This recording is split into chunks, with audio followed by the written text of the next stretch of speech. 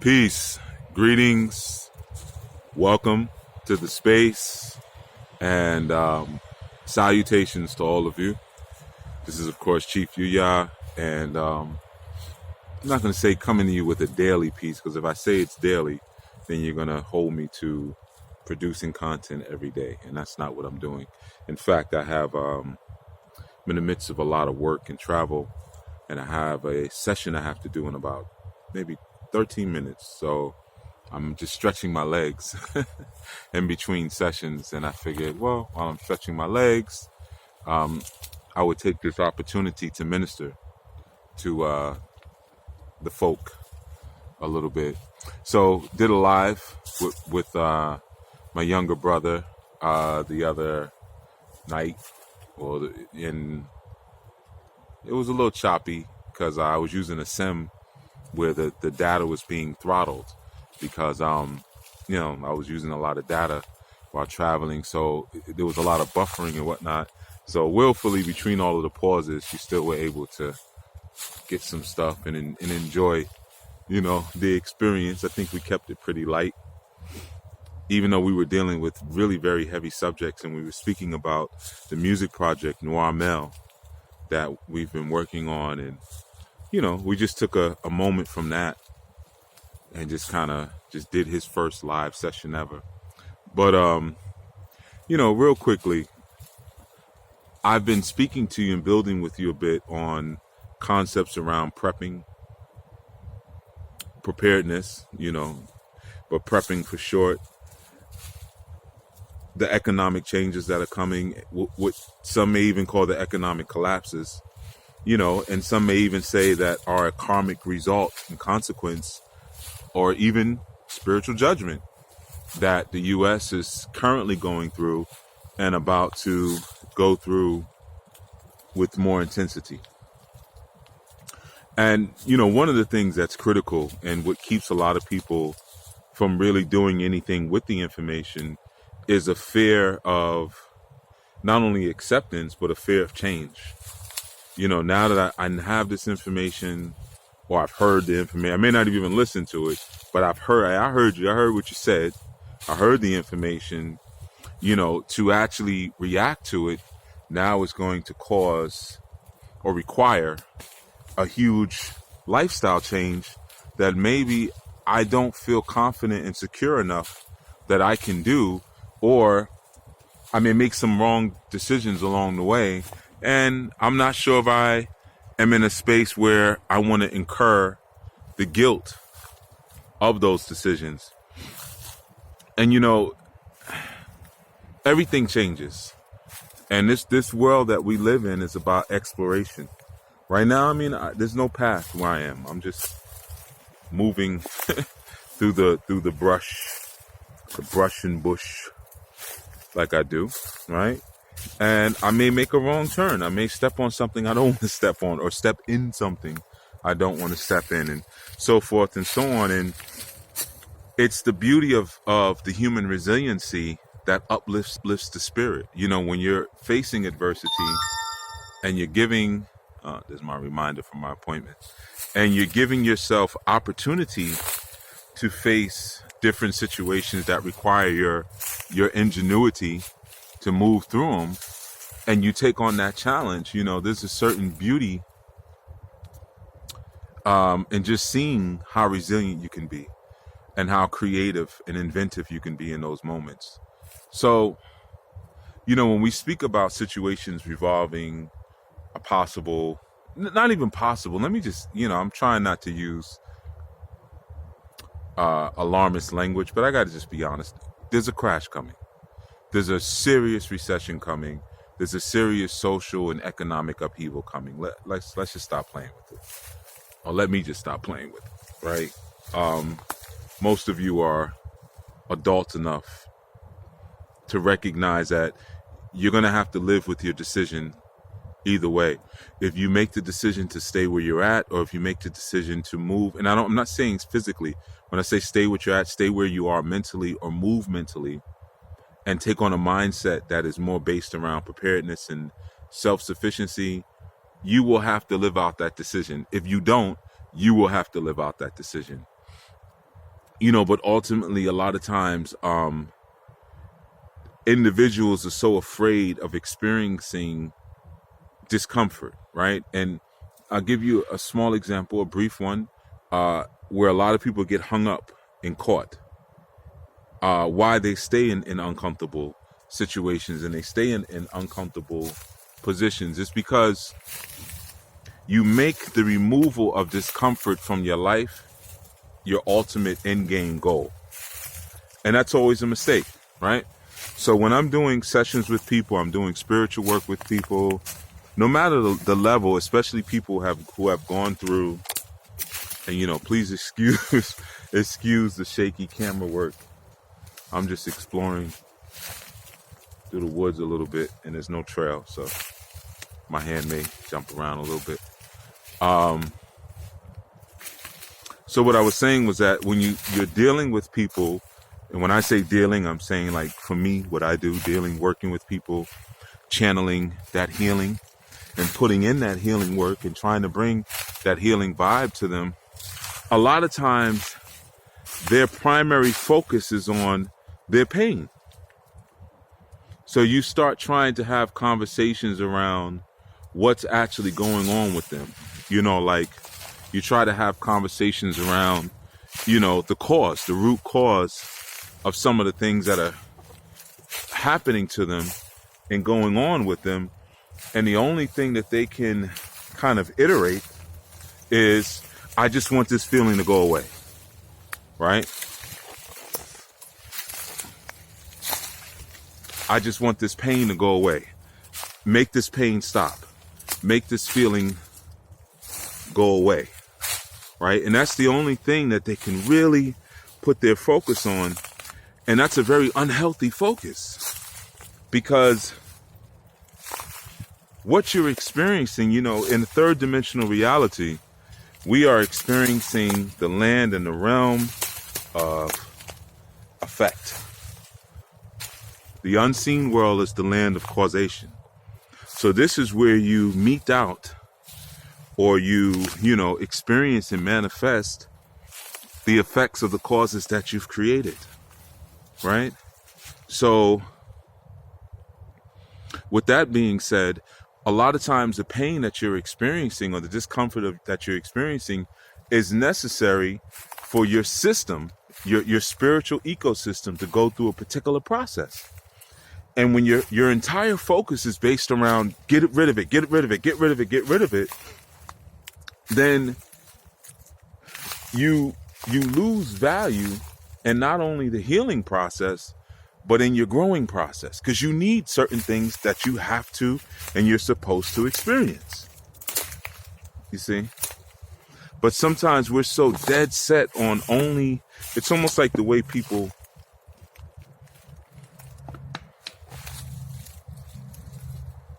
there's some strange noise going on. There's a lot of stuff under the bush. But it's almost like the way, actually, that just distracted me. I lost my point. But yeah, what I'm saying is that people have this thing where they're only focused on removing certain experiences, certain feelings, and they lose sight of the process that the body needs to go through. Just like you might go through an experience where you lose someone you really care about, and your body starts to go through a grieving process. And you just want that to be over. So you literally try to just get over it, instead of allowing yourself to get through it. And in doing that, and just wanting to get over it and not getting through it, you create an imbalance and a spiritual schism inside of your body, because you started a process that you refuse to complete and see through. So now part of that process is still present in your body. It's like if you had to take a certain amount of chemicals, like say if you were making an epoxy and you had to mix one chemical with another, and you pull out one chemical and you start to apply it on something, but then you stop midway because you don't like the smell of it, and you don't put the other chemical. Well, the one chemical may be toxic without the neutralization of the other chemical. So a lot of times what you're feeling, the counterbalance for that, to make that emotion Okay, I'll read that later. One of my elders just texted me. To make that emotion not toxic, you have to allow yourself to go through the feeling. You see, because your feelings are a response to your emotions.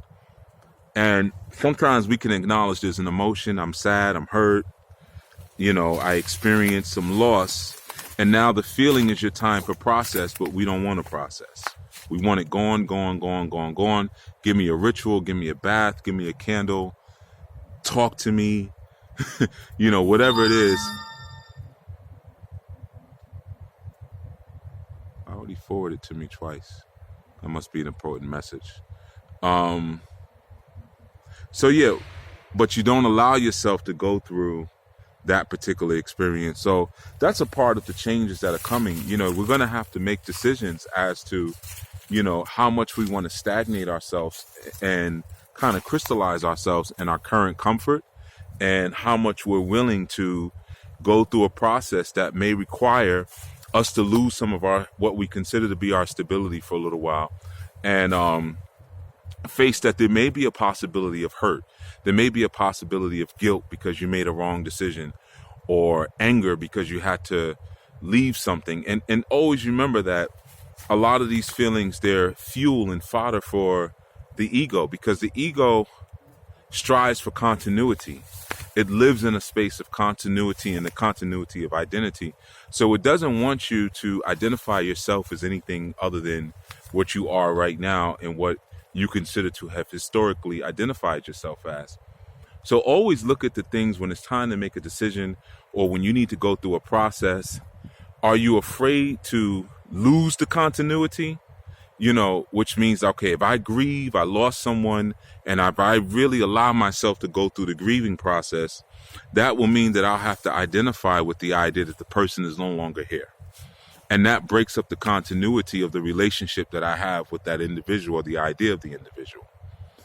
And for what's coming down the pipe, those kind of decisions are gonna be extremely critical. Not in the coming years, in the coming months, in the coming days. There are things that are happening left and right. It's not just the floods. It's not just the store closures. It's not just the insane politics. It's not just males going on New York City subway trains and kicking 78-year-old women in the face. It's not just all the pedophiles being revealed.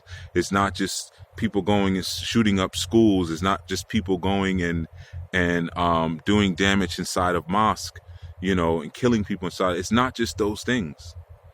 There's so many more other things that are coming down the pipe that we're going to have to make hardcore decisions about, and our unwillingness to make those decisions, as we're being urged and guided to by our own soul inclination, is the ultimate sin. The disobedience to what's been put in front of you is like going against a reading, but even worse.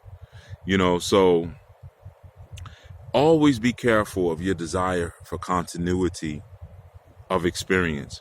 You're here to explore. And even, let's say if I took this patch of woods, it goes way back into the mountains. It's huge. But let's just say if I decided I'm going to take a 5 or 6 acre space of this woods right now, and this is the place I'm going to live for the rest of my days, then I'm going to explore this space deeper and deeper and deeper. It doesn't mean that I'm necessarily stagnating because I'm staying still. My human nature, by default, is the nature of exploration. I came here to explore. Babies explore. That's why we got to put up baby fences and gates all over the house when we have them, because they want to crawl and explore. That's a natural human position to want to explore. And then as we get older and we get locked and crystallized into the ego, we want nothing but continuity. So just something for you to consider and reflect on. All right, I have to get to my counseling session. I have stretched my legs. I have leaned against some trees, which is important for me. I work with so many things with people and so many issues on a daily basis that I have to do a lot of work to release some of what is taken on. You strive to stay as distant as you possibly can. But the truth is, you know, some things you do take on some levels.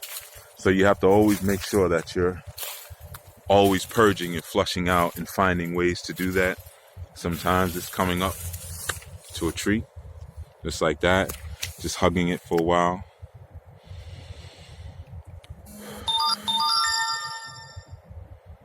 That's my client. That means now I'm late for my appointment. I'll call him back. So, you know, I'll meet them up there. That's what I'll do. So yeah, sometimes you gotta hug that tree, release, put that Ori on it, let it ground you. Sometimes it's that. Sometimes it's a bath. Sometimes it's smoke. It's all different things. Sometimes it's just some cologne you like. And putting that in your hands and allowing yourself to do that, or some essential oil. But all right, I'm going to put this phone down so I can move with a little more swiftness in this space so I can get back to work. All right, so just something for you all to consider. Chief Yuya, no name for what I'm doing. Just enjoy. I will that you do, and you get something from it. And definitely think and really now take some time to plot your course and understand that transitions hardly ever go smoothly. No amount of palm oil can make a transition that was supposed to go with roughness go smoothly. But we're here to transition and explore. It's a part of the human journey, you know, and staying in a space too long and being solely focused on removing pain or abstaining from pain is a very dangerous and unhealthy place to be. And you have to always understand that there's a careful balance between experiencing the feelings or the griefs or, you know, the mourning period that sometimes you need when you're going through a loss or a transition. There's a fine line between that and not staying in that for too long and being able to catapult yourself out of that feeling, because sometimes that becomes the continuity. All right. And that may be for another talk because I have to get back to work. All right. Chief Yuya out. Everyone be well today. Peace.